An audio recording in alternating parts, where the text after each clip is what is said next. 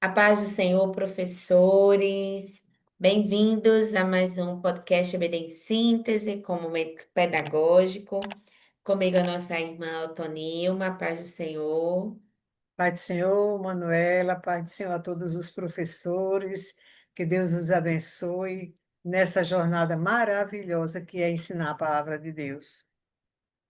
Amém. Queridos, estamos aqui quase, na metade aí do trimestre. Hoje a gente traz aqui algumas orientações, sugestões em relação à lição de número 6, que tem por título A Consciência, o Tribunal Interior. Irmãos, que lição valiosa, né? Nós passamos aí um período inicial, falamos de toda a composição, o corpo, a alma e o espírito. Entramos mais detalhadamente nessa composição do corpo, em relação à criação, propósito de Deus, não só isso, né? Mas também o cuidado, enfim, uma série de coisas aí que nós vimos e estudamos. E da lição passada, né, nós fizemos essa introdução em relação à alma, e hoje nós vamos falar sobre a consciência. Sendo ela a palavra-chave, né, você já pode introduzir, perguntando aos seus alunos o que seria essa consciência, né?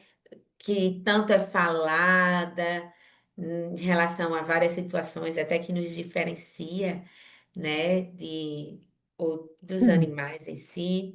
Mas não só isso, ela tem uma função muito maior, né? E é isso que a gente vai não só discutir, mas aprender, né? Vocês vão ensinar aí aos seus alunos nessa aula, nessa lição. E aí, diante disso, irmão Tonima, quais são os objetivos dessa lição? Primeiro objetivo é mostrar a origem da consciência como senso moral de Deus antes e depois da queda, né? E como você estava falando, a questão. Eu acho que nós chegamos num momento que a gente não pode mais se prender a muitas definições de termos, mas precisamos dar definições curtas e enxutas para que o aluno consiga captar. Quando você falou que na aula passada nós estudamos a alma são nossos sentimentos, que diferencia eu de outras pessoas, são as nossas características pessoais. E que quando a gente está trabalhando agora, entrando no mundo mais espiritual, com profundidade, que é a consciência, o que é a consciência? Então a gente precisa fechar essa consciência como o senso moral de Deus. Por quê? Porque nós fomos criados à semelhança de Deus e a moralidade ou a moral é um atributo de Deus e ele colocou isso em nós, que é chamado sim como o quê? Atributo moral ou senso moral, e a gente chama também lei moral ou consciência, e que ela atua em nós, fiscalizando tudo aquilo que nós estamos vivendo e fazendo, produzindo, né? Como o objetivo 2, nós temos que ensinar que a consciência atua como um tribunal interior. Achei muito interessante e é muito forte isso. A gente precisa compreender isso e fazer o nosso aluno compreender. Esse tribunal que existe dentro de nós, é um tribunal interior. E ele é capaz de acusar, defender, incentivando o autoexame constante que eu preciso. Agora mesmo, a gente, sempre quando estamos num período de Santa Ceia, nós falamos que tem que ser feito aquele autoexame, mas esse autoexame ele é diário, ele é constante, para a gente manter essa unidade com Deus, esse exame, esse autoexame não pode ser periódico, ele é constante. A vida cristã exige isso. O terceiro objetivo é orientar, oriente aos seus alunos que a consciência sofre falhas e deformações.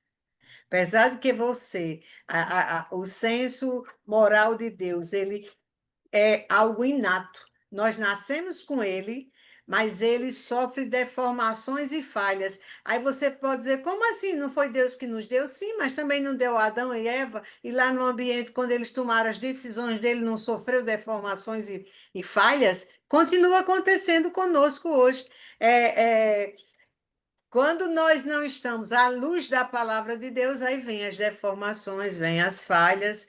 Foi a mesma coisa que aconteceu lá no jardim com Adão e Eva, quando eles não cumpriram a palavra, a orientação de Deus, vem as falhas e vem as deformações. Então, faz com que o teu aluno entenda esses três objetivos. Procure a maneira mais simples para explicar isso. Eu tenho percebido que, como professora, que às vezes na sala de aula surgem perguntas muito simples. São simples, mas são profundas. Então, isso quer dizer que os nossos alunos, às vezes, eles têm necessidades bem elementares. E às vezes a gente se preocupa com uma coisa mais profunda, com muitos conceitos, e o aluno precisa ter uma resposta bem enxuta, bem firme naquilo que nós estamos nos propondo. Exatamente.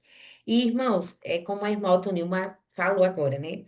Eu acho que esse termo, ele foi bem feliz, né, aqui do comentarista colocar, que é tribunal interior.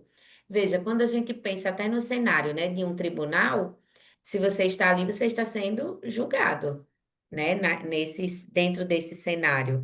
E aí, dependendo da situação, você vai ser justamente, né, você vai estar acusado, aí tem a defesa e vai ser inocentado ou não. Então, vejam, e quando ela traz essa relação de que precisa ser diário, é exatamente isso. Ele precisa ser constante, é em todas as ações, é a todo momento. Seja, eu estou aqui andando agora e uma pessoa estava na minha frente, deixou cair a carteira, deixou cair o dinheiro. Isso vai exigir de mim uma ação consciente da minha reação em relação a isso, de ou esconder, né? Ou de alertar a pessoa. De igual modo, né, também em outras situações. E aqui é interessante porque a sugestão da lição, ela vai falar sobre você trazer estudos, né, de casos ou debates orientados, mas você pode trazer, como a irmã Antônima colocou, algo simples, que é perguntas. Alguém pediu uma ajuda e você mentiu. Você não queria ajudar a pessoa e mentiu, disse: não, não vou poder, não vou ter tempo. Ou é uma outra situação e que ocorre, né, com frequência, não só isso, mas alguém lhe chama para fazer uma coisa, né, como essa, ou até servir na igreja. Então, você fica em casa, né, até ali mesmo. Alguém pede, né, um cônjuge, um filho pede alguma coisa e você transfere essa responsabilidade. Então, são série de fatores e situações diárias do nosso cotidiano que nossa, né, esse tribunal aí, essa nossa consciência, ela vai sendo colocada à prova, tá? E pensando nisso, né, a gente traz aí algumas sugestões para você, professor, não só trabalhar e apresentar esses conceitos, né?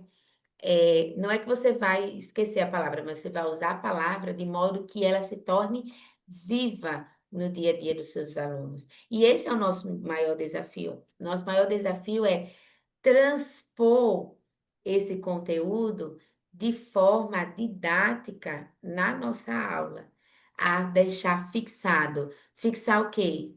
O que é a consciência, o que é essa consciência que traz esse julgamento, né? O que é a consciência antes da queda, depois da queda, e também essas relações, né? Irmã Otonilma, o que que a senhora traz, além disso, né, de sugestões, de orientações para os professores? Eu me detive estudando essa lição, eu me aprofundei um pouco, porque também vou trabalhar ela, e percebi a importância de trazer de maneira muito clara e muito sucinta quando eu falo desse atributo, quando eu falo desse tribunal. Então, eu acho que tem mais de uma palavra-chave nessa hora, porque quando eu falo no senso moral que nós recebemos, já nascemos com ele, recebemos de Deus, é um atributo de Deus que ele passa para nós, por isso nós temos essa semelhança, não é? Esse senso moral, ele gera em nós esse tribunal. Esse tribunal é um tribunal que ocorre dentro de mim. Eu mesmo fico, eu mesmo fico me acusando, me defendendo e me julgando. Agora, esse julgamento, ele tem um fiel, que o fiel é a palavra. A palavra é que norteia esse julgamento. Eu posso até me defender e justificar, mas a palavra, ela é o fiel da balança. E uma coisa muito interessante, esse senso moral que Deus nos deu, que nós chamamos de consciência, ele quando é afetado, quando ele é transgredido, quando ele se sente destruído, eu vou dizer até assim, destruído, o que acontece com o ser humano? Pode ver que essas três características, culpa, vergonha e medo, foram três características que se viu no casal do Jardim do Éden. Eles se sentiram culpados, se sentiram envergonhados e ficaram com medo de ir falar com o Senhor, que sempre vinha falar com ele na viração do dia, assim como diz a palavra. Então, é muito importante que este conteúdo seja dado da maneira mais simples possível e definindo esses aspectos. O que é o senso moral, o que é a consciência e que tribunal é esse e o que ele provoca em mim, como é que isso pode acontecer? Eu achei muito interessante que nós estávamos debatendo essa forma didática de levar isso e também há uma sugestão que Manu está trazendo para a gente.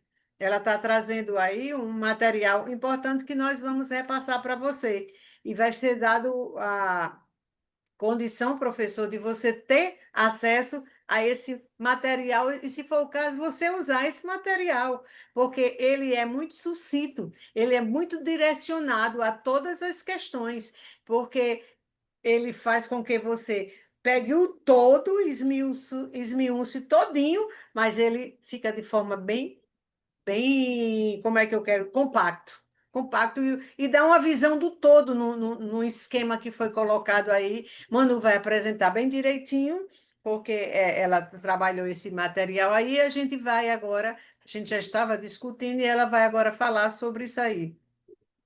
Isso mesmo. E aí, como a irmã Antônima trouxe, e a própria lição traz, eu penso que vocês, professores, podem estarem colocando algumas situações, perguntando, né, para trazer justamente essa praticidade, essa realidade mais para perto, essa linguagem simples mesmo, né, de fácil compreensão. Então, trazer em quais situações do dia a dia, né, irmã Antônima, sua consciência ela é desafiada, né? Ela é colocada em julgamento e cada um pode trazer uma situação. E você pode levar plaquinhas de culpado, inocente, certo? Ou de defesa. Aí você traz essas plaquinhas com a palavra. E conforme alguém diz uma situação, a irmã Antonima vai colocar uma situação, né? Por exemplo, ela dá um exemplo lá, e dentro desse exemplo que ela trouxe, então a ideia é perguntar. Para mim, não preciso levantar, né? Mas a gente pode perguntar de uma forma geral, até que a pessoa observe, né? Seria o quê? Uma consciência inocente, uma consciência de defesa, uma consciência de acusação. Então, eu acho que torna, quando a gente traz esses exemplos, então fica mais prático ali até de trabalhar esse papel da consciência. Dentro, após né, essa reflexão, aí você vem. Então, a consciência, ela vai trazer exatamente esse autoexame, essa autorreflexão. Você vai trabalhar aí dentro, né, conforme. E aqui a ideia é você justamente trabalhando cada objetivo. Então, Cada objetivo da lição. Você deu, fez a introdução, falou sobre a consciência, tudo. Aí agora entra o primeiro tópico da lição. Então, antes e depois da queda, qual é o papel da consciência? E para fechar a aula, depois que você expõe o segundo e o terceiro tópico, então você faz o desfecho falando o quê? Sobre cada área da vida. E aí cada um vai fazer o autoexame da sua consciência. Então, em relação aos meus pensamentos e intenções, o que que eu normalmente tenho ocupado a minha mente? Com o quê? E essa minha mente, ela está sendo ocupada com qual intenção? Então, por exemplo, vai ter o aniversário do conjunto. Então, meu pensamento está muito voltado a, ai, eu preciso comprar uma roupa. Qual é a roupa que eu vou usar, né? Aí eu vou estar voltado com o pensamento a isso. Mas a minha intenção é o quê? É estar com essa roupa não apresentável à igreja, mas com o coração de adorador. Ou é só realmente com essa intenção de eu preciso estar, eu preciso é, levar, né? Tem um termozinho que existe no aconselhamento bíblico que é pescador de elogios. Então, eu vou estar pescando elogios, né? Então, a minha intenção é essa de pescar. Não só isso, mas minhas palavras e reações. Então, quando alguém traz uma correção para mim, me apresenta, a minha reação é de refletir, realmente eu tenho agido dessa forma, ou é de acusar a pessoa de volta e dizer, mas você também tem agido como? Né? Você também faz isso, né? Então, a nossa reação normalmente é sempre de defesa, no sentido de justamente acusar o outro. Aí vem palavras de quê? De acusação. Não só isso, a nossa vida devocional. Esse exame dessa autoconsciência. Gente, isso é muito real, né? Às vezes a gente se propõe, né, se organiza para fazer ali o devocional no início do horário. No início da manhã, na verdade. E aí, por alguma razão, a gente acorda mais tarde, né? Bota lá o soneca, mais 5 minutos, alguma coisa assim, aí acorda mais tarde e deixa, né? Ai, não, vou deixar para depois. E esse depois, vai deixando para depois, e a sua consciência tá lá. Gente, hoje não orei, ainda não li a Bíblia, e a consciência tá lá. E entra justamente o aspecto que a irmã Autônima falou muito bem desse alerta das deformações. Por quê? Ela tá trazendo a memória. Olha, você não fez, está faltando algo do seu dia, e algo importante é esse alimento desse relacionamento com Deus. Então, quanto menos eu vou dar vazão à minha consciência de eu não posso esquecer de deixar de fazer, então, mais a minha consciência, ela vai estar ali naquele julgamento, justamente, exercendo essa função mesmo de tribunal. Mas se eu deixo passar, não, amanhã eu faço. Aí eu leio o de hoje e o de amanhã. Eu vou estar deformando ela. Eu vou estar ali trazendo silenciando, né? Porque eu vou deixar ela de lado, né? Eu vou estar trazendo que é algo que precisa ser diário, eu vou estar criando uma nova regra que, não, eu não quero me relacionar com Deus hoje, eu vou deixar para me relacionar com Ele amanhã. Quando a gente traz isso para fala, parece algo se torna mais pesado, mas é para ser mais pesado, né? É você levar essa reflexão para os seus alunos. E aí entra também esse autoexame desses relacionamentos, né?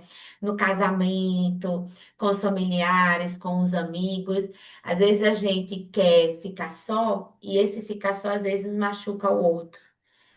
Então, qual é o que que a minha consciência está falando sobre isso? Como eu tenho reagido? Aí entra, volta para a reação, para as palavras e, por fim, no trabalho e no serviço na igreja.